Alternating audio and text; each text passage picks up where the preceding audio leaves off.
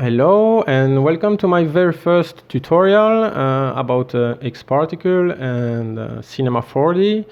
I've been requested to do it, so I thought it was a good exercise. So let's go into this tutorial step by step and see how to set up the particle advection, which has already been explained in a lot of tutorial, but still. Let's see this one and see how things can be done. So first step, of course, is to create an XSpace system. And the XSpace system, we will have to create different parameters. First of all, we will need to create the default emitter and to make a specific setup. So what we are going to do here is to say, well, the particles are going to be emitted on the mesh, basically, but also inside the mesh. And then we will advect the particle and have some beautiful result.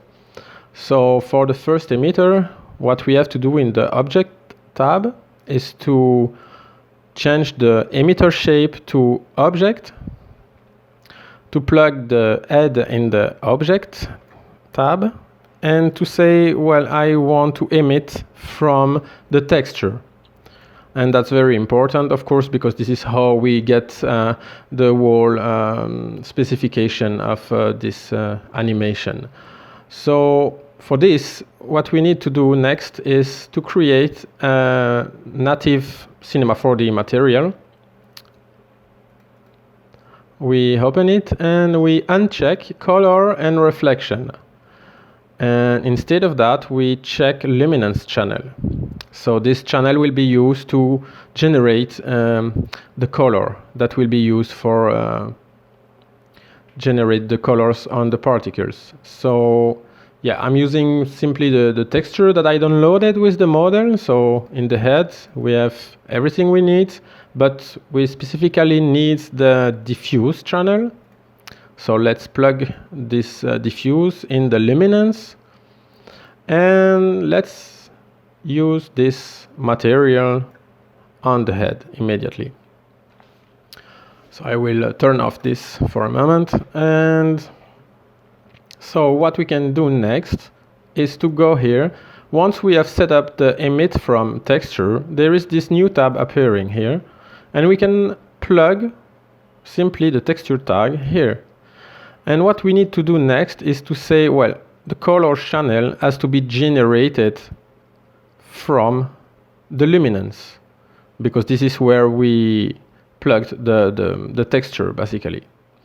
So once this done, what we have to say is, well, I need all the particles to happen at the same time. So the emission will be set to shot mode, and we will have to reduce the speed to 0.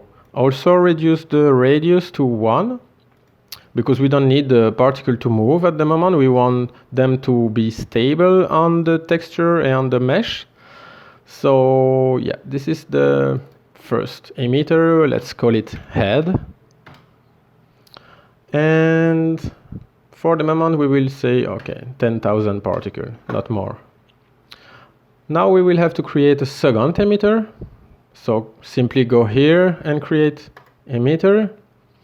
So we have to do the same and say shoot. Let's reduce the speed to 0 and the radius to 1.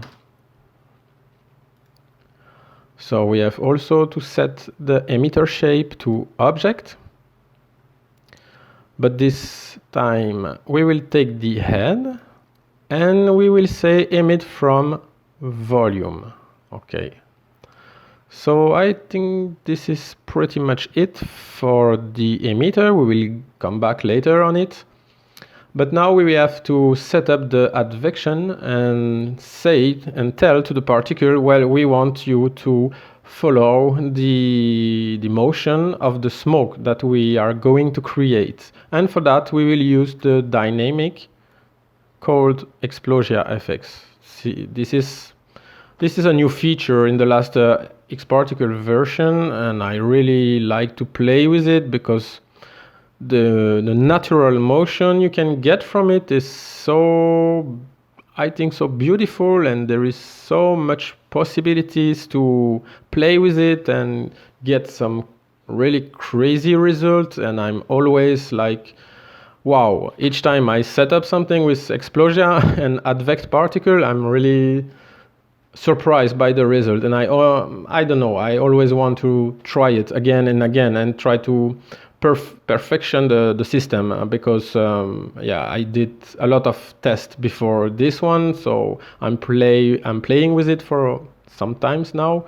And yeah, I still like to play and always find new solution. And for this character advection, I think it's a very good, interesting result. So when you create the Explosion effects, we have immediately the advection tab opened. So this tab will allow you to say to the particle to follow the smoke motion, basically. So what we need here is only the velocity. So what we can do to get up in speed is reduce all those parameters to 0. Okay, we don't need it. And the velocity, we need it at 100%. So this is the first thing we have to do in the Explosia effects. So now we can go through the solver and see what we can do with it. So as you can see here, the voxel size is by default 3 centimeters. So this is what you can see here in the grid behind.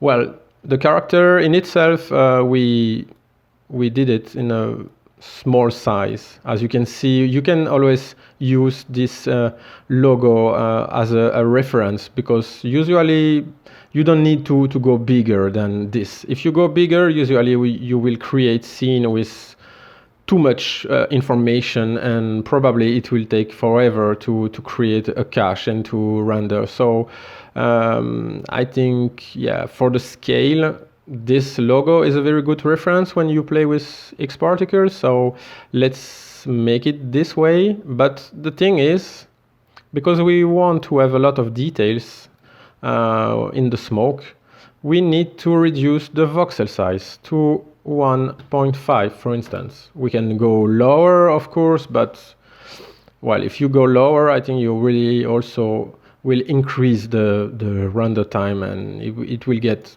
a bit more complicated. So 1.5 for this simulation is quite okay. Another thing you need to do is to adapt the size of the box, which will be created around the smoke. So as the smoke grows, the box grows too. But if the smoke, if the box is too close from the smoke created, you will see during the advection of the particle, you will see some, you will see the boundaries of the box. And well, it will look like a bug, but it's not. It's just that you have to set up the size of the box. And for this simulation, 100 centimeter is quite enough. We don't need bigger. Another thing we can do to optimize the simulation time, to not make it too long and too big, it's to reduce the size of the Explosia solver.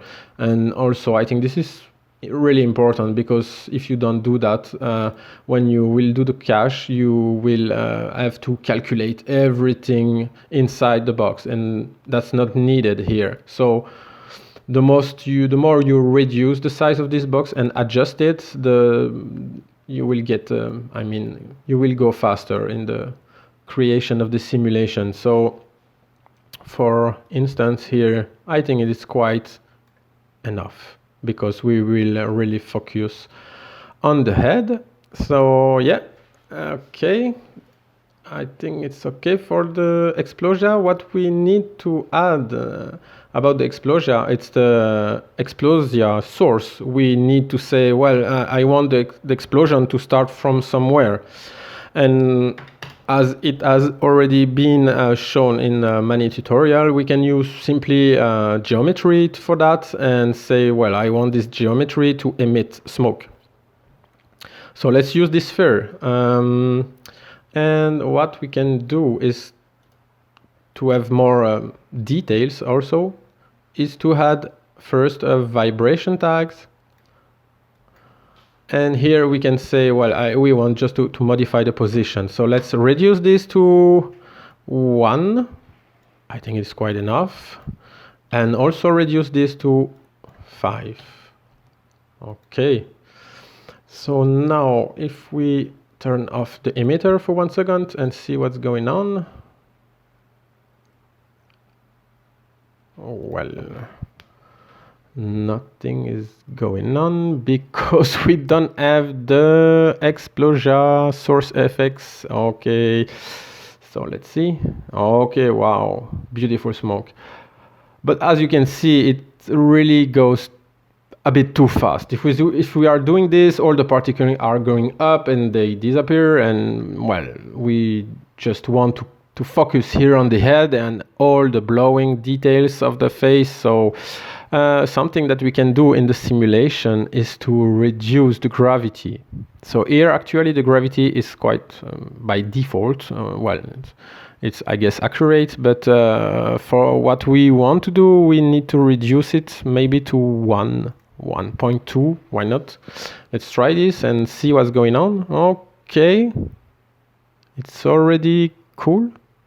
Yes, and as we can see, we have a lot of smoke going on. And maybe just try something. Reduce again this voxel size. And yes, we have maybe even more details. I think, yeah, let's do this. And even reduce a little bit the gravity. What I like to do when I do this kind of stuff, because there is a lot of particle ongoing in the scene, is to optimize. So let's use a modifier, control modifier, XP kill, and this will allow us to say, well, once the particles are going up and reaching the top of the boundaries, they will simply disappear. And this will reduce simply the number of particles and will increase the speed of the calculation. So yeah, let's do this. Okay.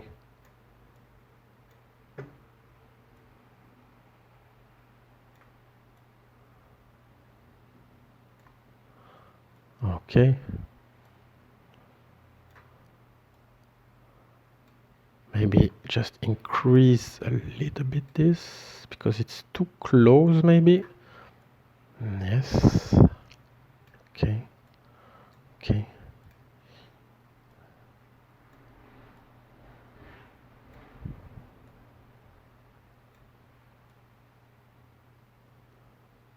Okay.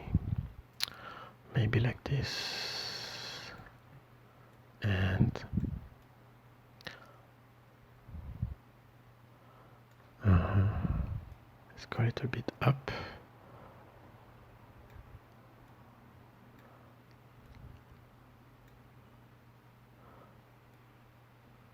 Okay. So I think that's pretty much good for this. Okay.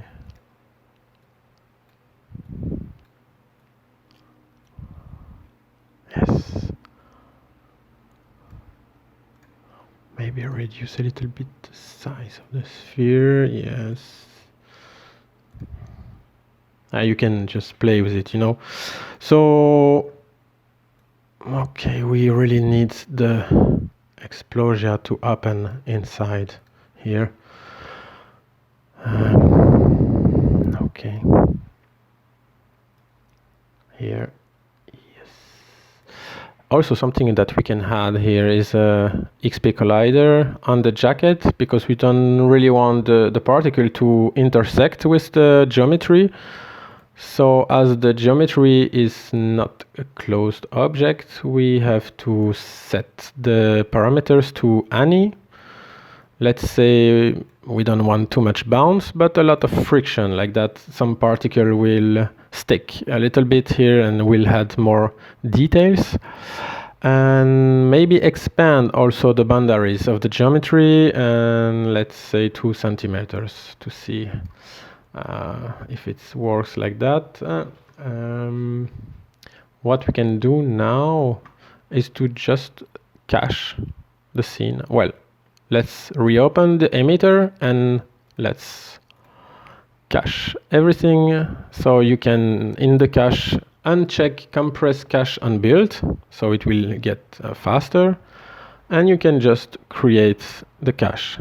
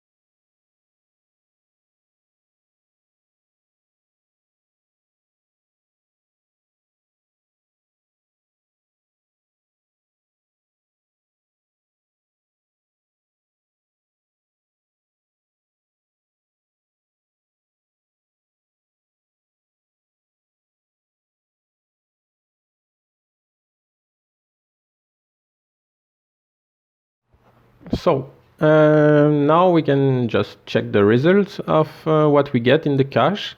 So let's hide the head for a moment.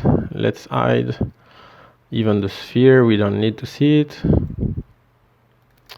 And let's just play. Okay. So as we can see, something is already happening, but obviously there is not enough particle in the scene. But still, we can already see that something is going on, and that's what we need. So yeah, what we can do now is simply add a lot more of particle. So for the simulation I've done, I did for the face 1 million particle, and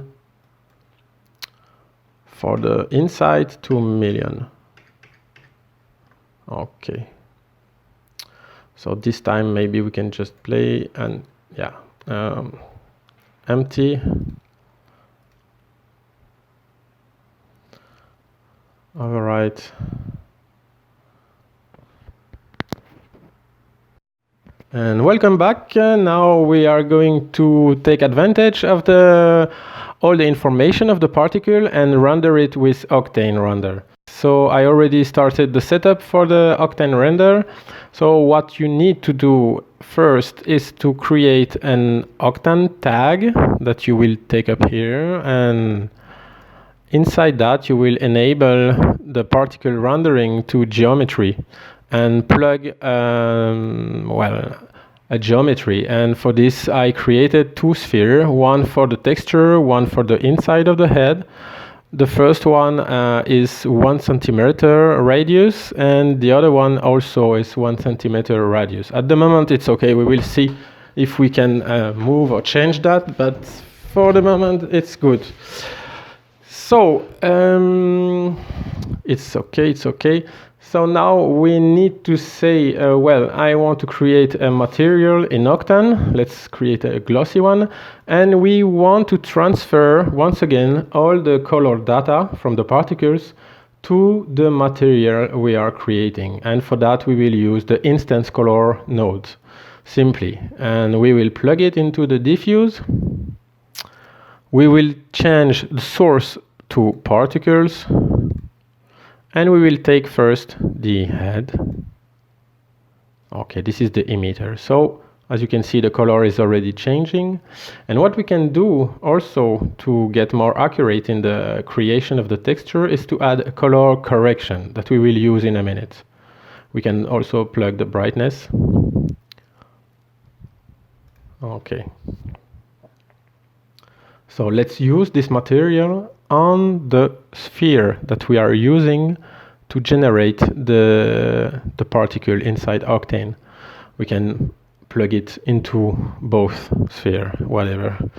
So yeah, let's hit render and see what's going on.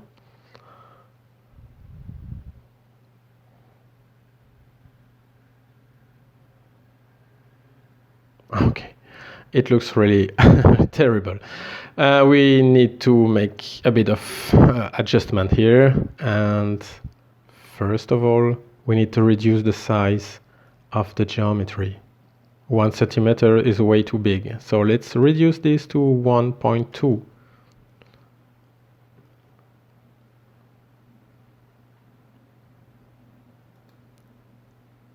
And same here, let's reduce this to 1.2.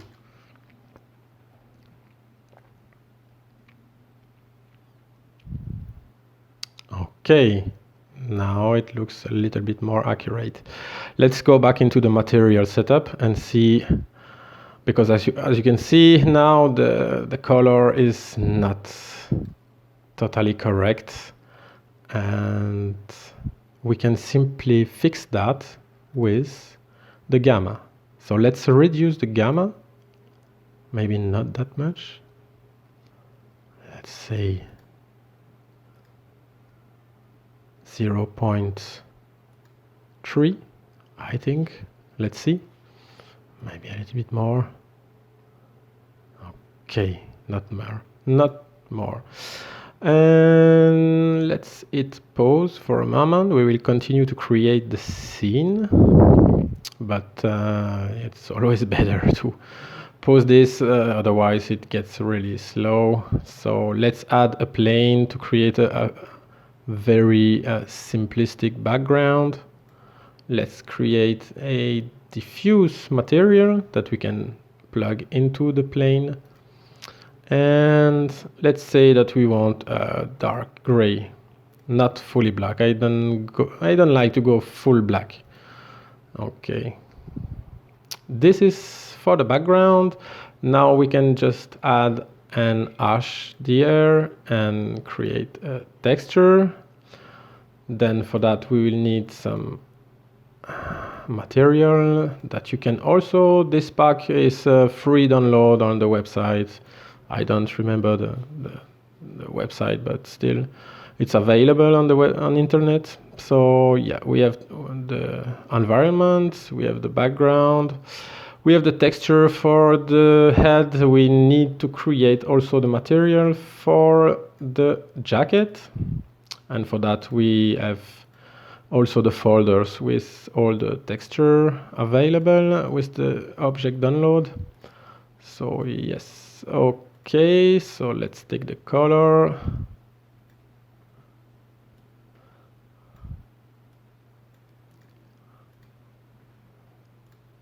Let's take the roughness.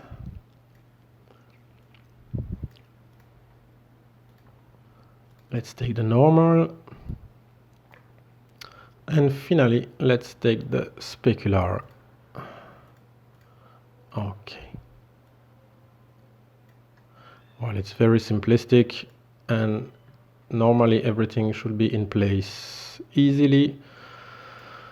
So let's do this on the jacket. Maybe what we can do is hit play again and see.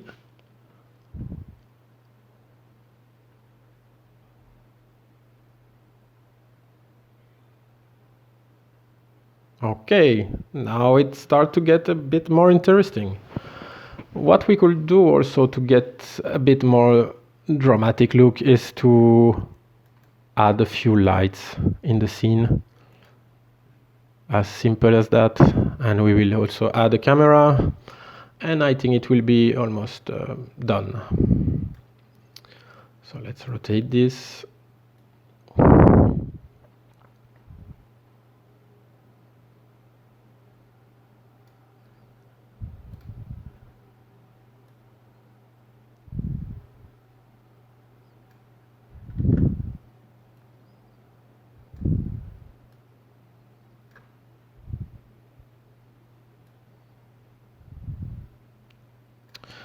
Okay, let's create a second one.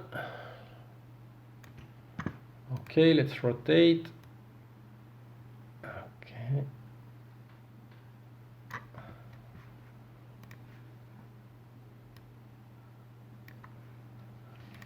Let's also not forget to remove the visibility to not have some weird result.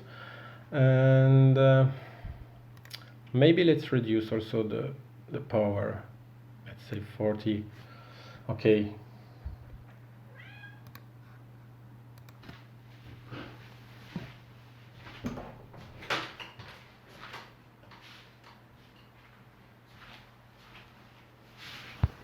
And yeah, that's not bad. Maybe a bit too strong, the light. But we also need to add a camera.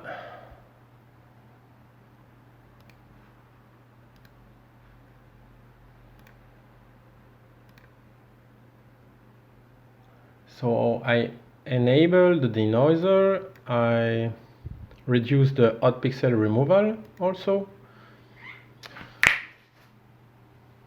And I can also select a response to get a bit more, I don't know, realistic setup. Okay, this one is not bad. Well, it's pretty much it. I think we did the whole setup now. Yeah, maybe there's few adjustments to do, but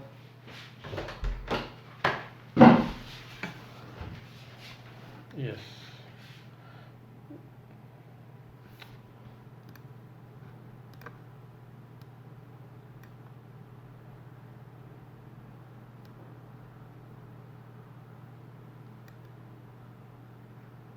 Okay, that's pretty much done.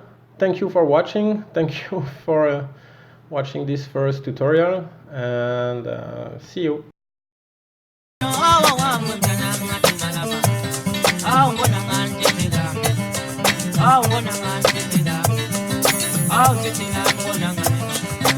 Oh,